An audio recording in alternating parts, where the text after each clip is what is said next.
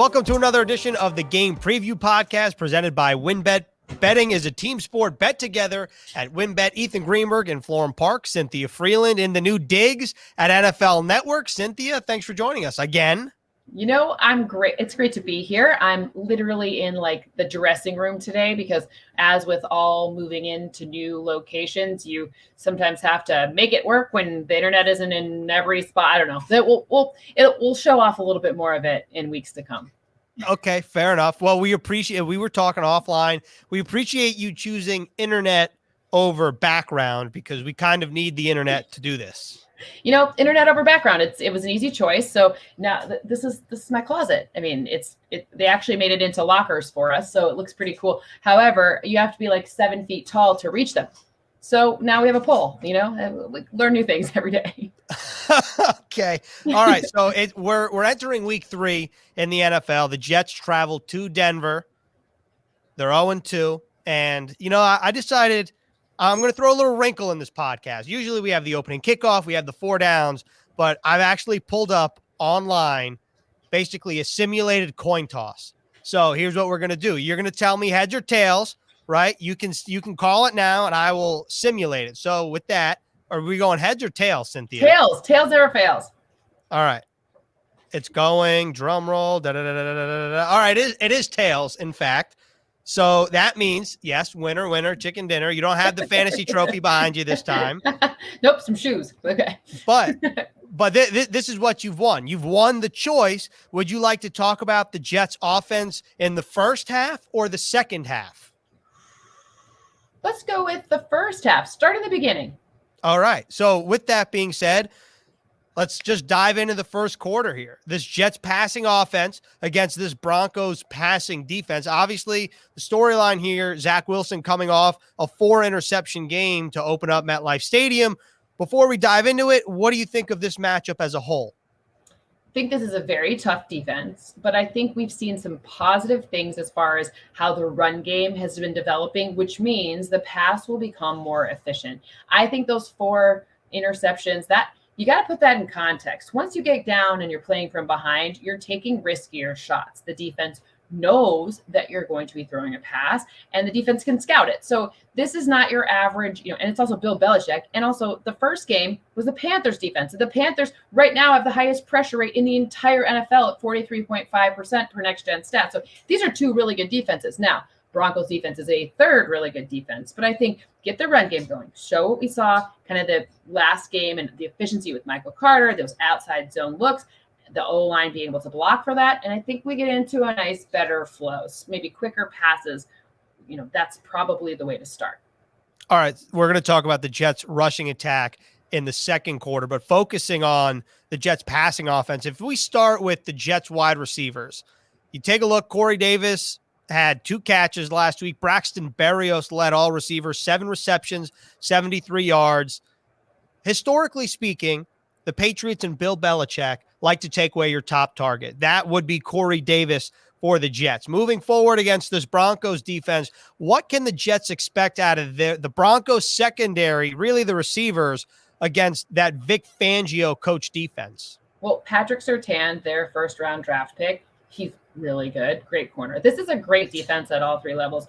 Bradley Chubb just went on IR, so that's good news. And then they're missing one of their linebackers as well that made some key plays. But I do think that they're going to play it. I think you're probably going to see a lot of early man looks because they're trying to test a rookie quarterback's ability to make tight window catches or tight window throws. That's just, it would seem just based on historically what Vic Fangio kind of does. But I will say, you know, let's put it in context a little bit because this is a really interesting stat.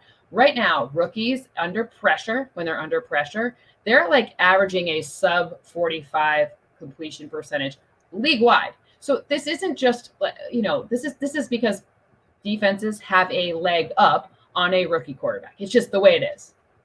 Well, you mentioned Bradley Chubb going on IR. Von Miller, of course, is now a part of this Broncos defense, did not play all of last season. When the Jets and Broncos played in week 4, the Jets did not see Von Miller. They did see Bradley Chubb.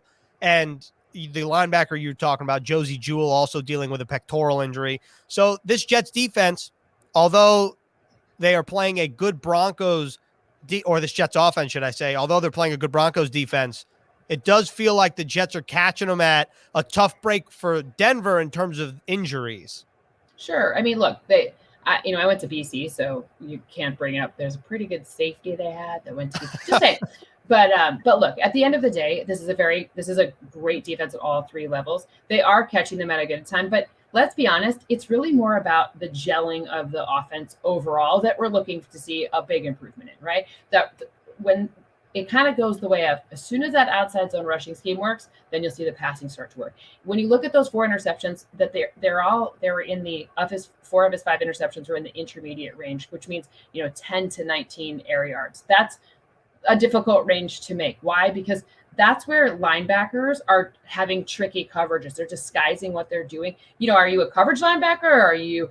Is there a nickel corner in there? What's going on? What's the safety look? What's going on? That's where confusion lies. So I expect to see more, maybe quicker passes that are a bit shorter to kind of target maybe where some defensive front potentially changes could be with Bradley Chubb being out. I think it's a great opportunity. Maybe it doesn't result in a win, but I think to get Zach Wilson these kind of looks this early and to be able to learn, because he seems to be picking things up very quick and he's not scared. There doesn't seem to be any fear in that man. So when you see all these different looks, I think it's great. Get it all out now so he sees it all. He has an experience of it, and then his resume can just push forward really fast. You don't have to ease him into it. And that's what Robert Saleh said as well when he talked to reporters. He was talking about the different fronts that the Jets saw. You mentioned the Panthers' pressure numbers earlier. The Patriots, a stingy defense. The Broncos, another stingy defense. But for this trip for the Jets, you mentioned a certain safety. All right, let's talk about him. Do you feel like Justin Simmons is undervalued in the national scope?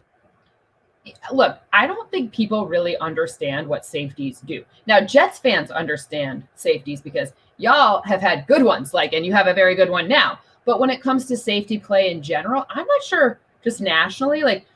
I talk about Budda Baker a lot. He plays for the Cardinals. I really like Budda Baker. His game is so fun to watch. It's so fun to track. But what is he supposed to be doing? Great question for any of us, right? So I just think in general, people don't understand the evolution of the safety position. It's how it's used in such versatility because there's box safeties. There's safeties that drop back in coverage. There's a lot of different ways they're used. Jamal Adams, you were used to him. He was a pass rusher. A lot of different things are asked of them. So I'm not surprised that people aren't valuing it as much as you might expect, but I don't think they are. All right, well, let's wrap up the first quarter with this. Zach Wilson, what do you expect from him Sunday in his second road game, his third game in the NFL overall, coming after a tough performance this past Sunday? Quick passes, get him in rhythm. Let's use the Sam Darnold corollary. Sam Darnold, he is throwing quick passes to a very big degree of success. Part of that is because Christian McCaffrey and the threat of the run is constantly there. Now the Jets have put on film that they can run the ball and the outside stuff is working. Even those short catches that you saw Michael Carter have that were effectively runs, these short yardage situations, that will really give the opportunity for a little bit less pressure for Zach Wilson. Less pressure. Let's throw the ball out a little bit quicker. Let's reduce that pressure rate, just get into a rhythm, and then strategically put in those deep threats. Don't get yourself in a situation where you're playing from behind and then having to make those big, deep passes, in high pressure situations. Let get the rhythm going. WynnBET is now live in New Jersey, and they're bringing the excitement of Wynn Las Vegas to online sports betting. Get in on all your favorite teams, players, and sports, from boosted parlays to live in-game odds on every major sport. They have what you need to win. Sign up today to receive a special offer, risk-free $1,000 sports bet. Download the WynnBET app now or visit wynnbet.com to start winning. WynnBET, an official sportsbook and gaming partner of the New York Jets. Offer subject to change. Terms and conditions at wynnbet.com. Must be 21 or older and present in New Jersey. If you or someone you know has a gambling problem, call 1-800-270-7117. All right, that's how we wrap up the first quarter. You talked about the Jets running game last week, over 150 yards on the ground. That's what you want to see if you're a Jets fan, because you know that this offense is predicated on the run, on play action passes. We've detailed Zach Wilson's success at BYU off play action plays. But what impressed you the most about this Jets rushing attack Sunday against the Patriots? It was the way Michael Carter and the O-line, especially without the big ticket. I want Mekhi Becton in there. So especially without him, the way that the two things fit together was exceptional, right? You saw those, when you see Michael Carter, what he was really good at UNC was yards after contact, but forcing people to miss forcing a missed tackle, being slippery, right? But also being able to change directions. And you saw that start to really happen. So it's 5.4 average. That was a nice average. But if you look and see when he changed directions, he didn't slow down. That's really, really important. If you can change directions or have someone make light contact with you and not slow down, there you get 2 more yards and another yard. And maybe the average goes from like 5.4 to 5.6. And that's a big deal, because when you're getting those little the extra push and the extra yard or 2, you're setting yourself up for unpredictable situations for a defense. You never want to be in third and long if you can help it. Also, Michael Carter is extremely difficult to tackle. We saw that in a couple plays. He has great contact balance, great vision. And, I'm sure, as a smaller running back, running behind a bunch of big guys might be hard to see people in space, but he plays with power. And I think that that's something that should be brought up. And when you look at his numbers coming out of the draft at UNC, they're eye-popping, really. And I know his teammate, who he's going to see this Sunday, Javonte Williams, we definitely have to talk about that because that's a cool relationship. But the running back by committee, I'm interested what your take is on it because Michael Carter, I would say that was a breakout game for him, right? Then you have guys like Ty Johnson, who also played very well. Tevin Coleman played very well. Is there anything that the numbers say or that you personally like or don't like about running back by committee?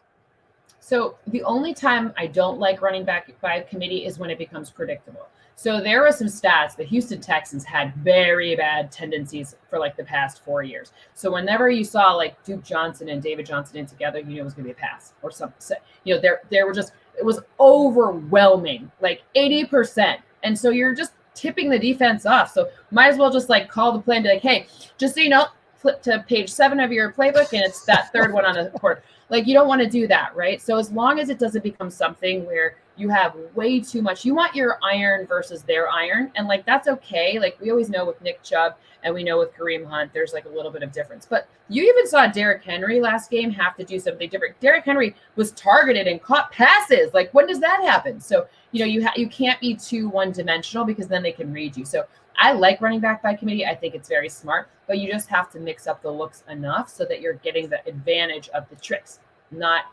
telling what your hand does. And for the Jets, luckily they have 3 running backs who are very capable of not only running the ball, but catching out of the backfield. Michael Carter, Ty Johnson, and Tevin Coleman, the active running backs. And how about this Broncos rushing defense? I know when you think about the Broncos defensive line, you think about guys like Von Miller and Bradley Chubb. Jarrell Casey is no longer there. So what do you think about this Broncos run defense as a whole? Let's be honest. What do we know about them? Because they played the Jags and the Giants, and it's no shade to those teams, but they weren't in like great situations to show me. I think all of it. Listen, in a 2-game sample size for every single team in the league, the numbers are whack.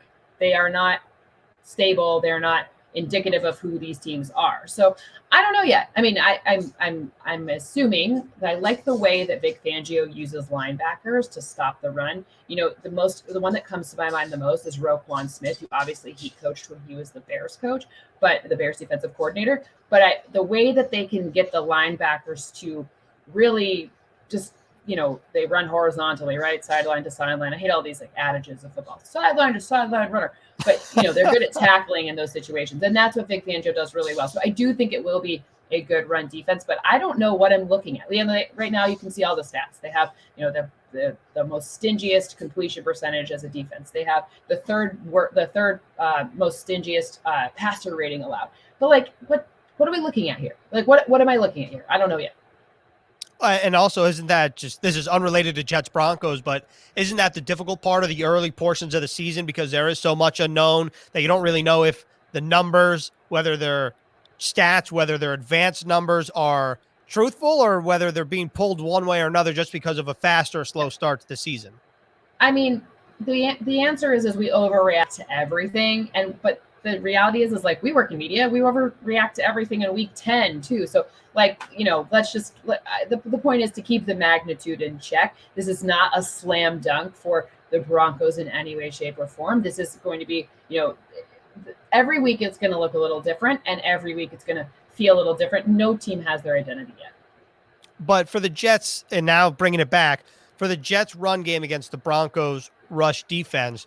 Do you think that this could potentially be a matchup that the Jets could exploit? I think that yes. Zone rushing when done correctly, it's very hard to stop. That's why it's so effective, right? That's why you see it used.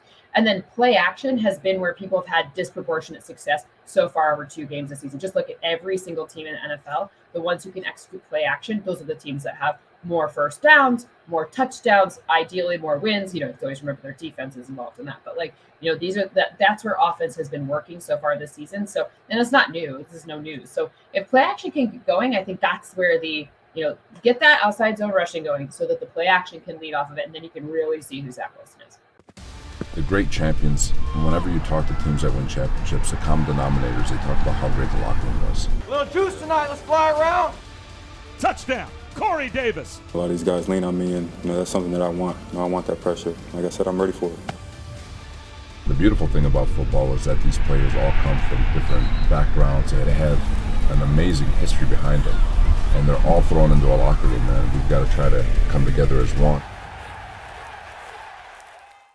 All right, and that's how we wrap up the second quarter. Do we need a halftime break? I'm good. I'm going to take a swig of water, but we're going to keep chugging along here. I love it. All right, so let's move on to the third quarter here. Let's keep it in the trenches, and we're going to wrap up with Teddy Bridgewater and that Broncos passing offense. But for the Broncos rushing offense and this Jets rush defense, the Broncos have 2 talented backs, Melvin Gordon, Javonte Williams. What do you make of that tandem, and what do you make of the matchup against probably the strength of this Jets defense, which is their line? I think you should be mindful of your fantasy potential output for either of those backs. I think the Jets' run defense is a huge strength. I mean, I'm going to, Foley, you're going to have to say his full name for me because I just got stage fright. So you're going to have to say it.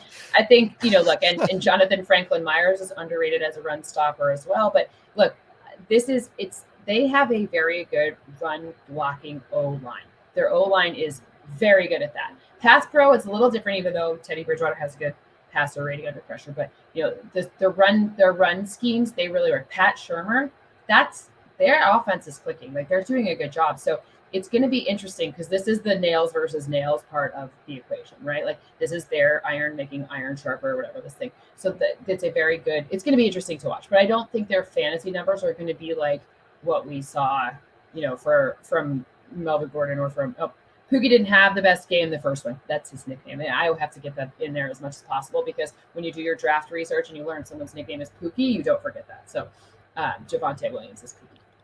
So basically what I'm gathering, and please correct me if I'm wrong, that this is potentially the matchup that you are really zeroed in on because it is the Broncos' strength against the Jets' strength, and also it just happens to be in the trenches, so there's like a little extra poetry there. Is that right?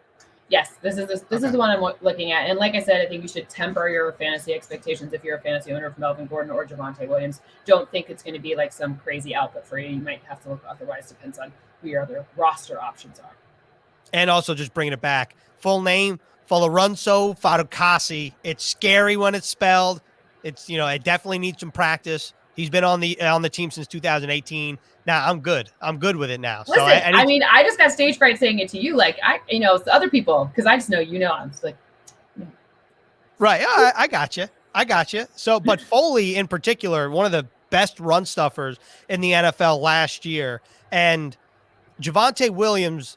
We know what Melvin Gordon can do, right? Yeah, he has a long NFL resume. What do you make of Javonte Williams, who offers a little bit of a different flavor than the other UNC running back that the Jets have in Michael Carter? I mean, no college running back had better ability to gain yards after contact than he did last season. Now, that's on a percentage basis because they split the backfield. But if you look to see his ability, breaking tackles, muscling through them, his center of gravity is low. That's not saying he's short. That's saying he's really worked on his quads, right? So when it comes to that, it's his ability to keep moving forward after contact, and that's also something people week one were like, oh, he's gonna be great. Like you should be, starting him in fantasy. Like week one, I'm like, no, it's gonna take a minute because it's a different scheme, look, and potential in the NFL. Like good luck, getting past Foley. It's going to be a little harder. Can I say that? Like I'm not I'm not short. I just work on my squats. Can I use that in daily life? Absolutely. You just got a low center of gravity. It's good for you. Okay. Low man wins with leverage. It's true. Oh, that's a good one. That is, I'm definitely going to use both of those in my daily life. But anyway, for this matchup, the Broncos rushing offense in particular, I think a lot of fans know about their running backs. If you're a Jets fan, you obviously know about this Jets defensive line. Who on the Broncos offensive line should Jets fans know heading into this matchup?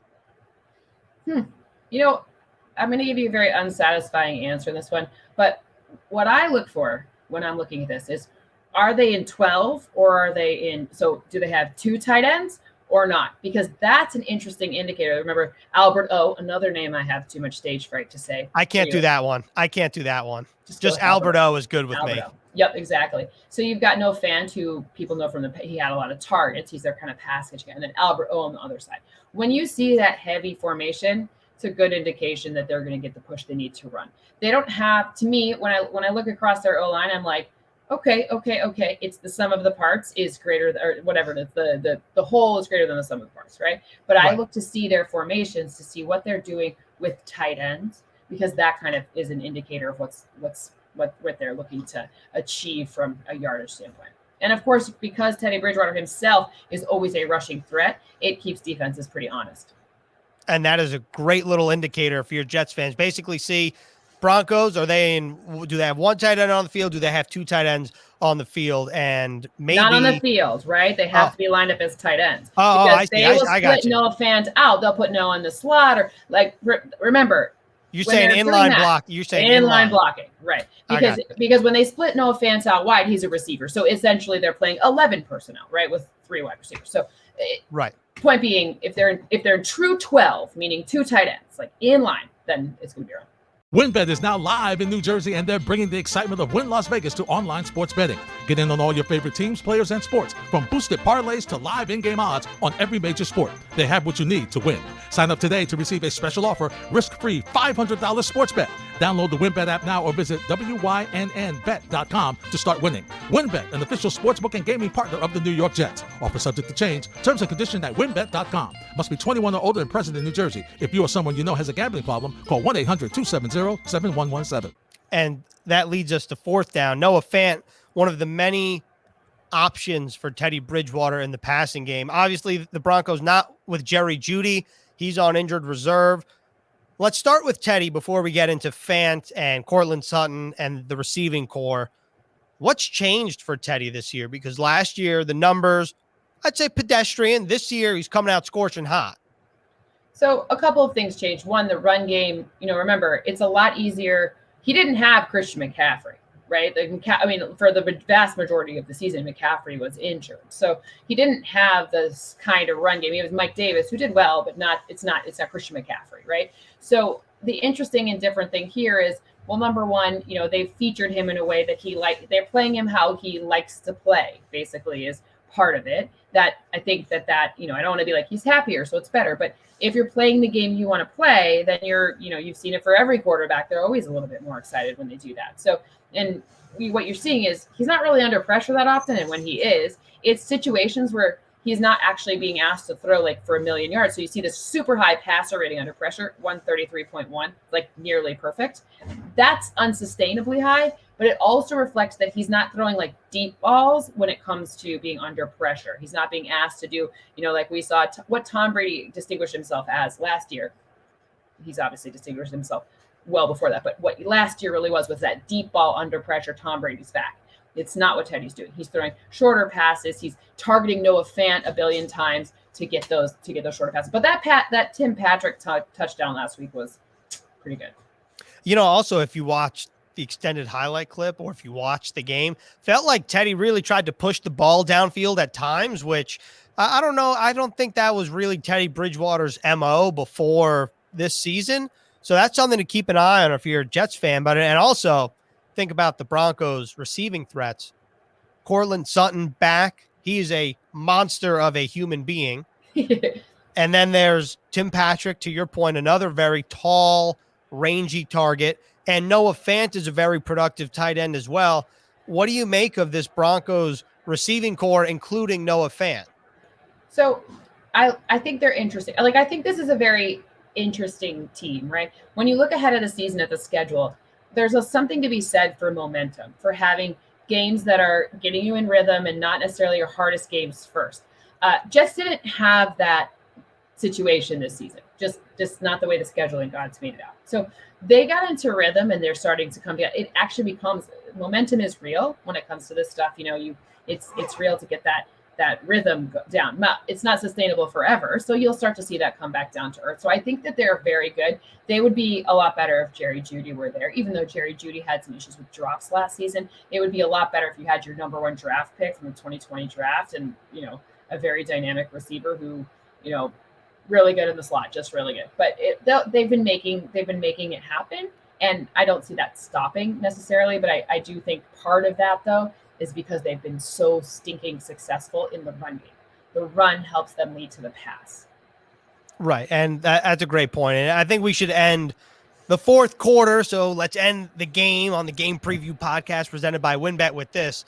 When you look at the Panthers wide receivers, right, I'd say that was probably the better receiving core than the Patriots. And DJ Moore had less than 100 yards. Robbie Anderson had the one big explosive play.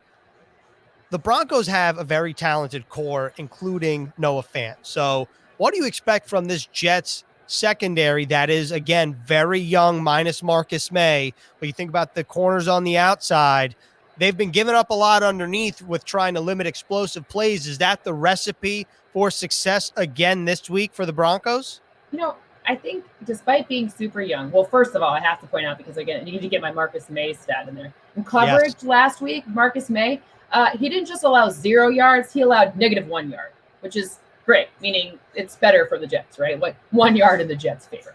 I love watching Marcus May. And he had a friggin' sack. Like, that's amazing. Anyways, my little Marcus May love moment has to happen. Yes. Again, weekly. And I like what's going on with this front. I mean, you saw Sheldon Rankins have his first sack as well. So fronts and backs, they work together. If the Jets can get some pressure, which I know a coach who's pretty good at dialing up some pressure. Heard of him? Just go look at him running up and down the stadium stairs ahead of the game.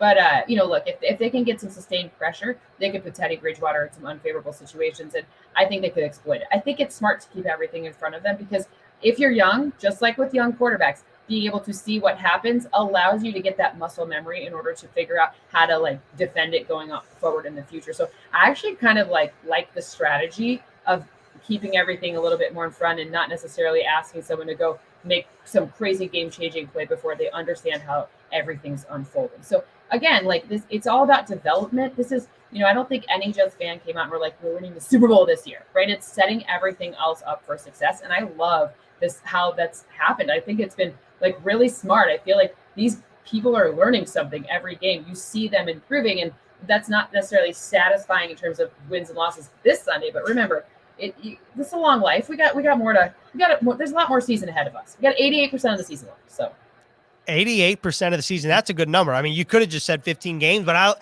hey, we're all about the numbers here on the Game Preview podcast. So 88% of the season is still unwritten. The Jets go to Denver to take on the Broncos in week 3. And that's how we put a wrap on the Game Preview podcast presented by WynnBET. Again, betting is a team sport. Bet together at WynnBET. Cynthia, thanks a lot. And we'll see you next week.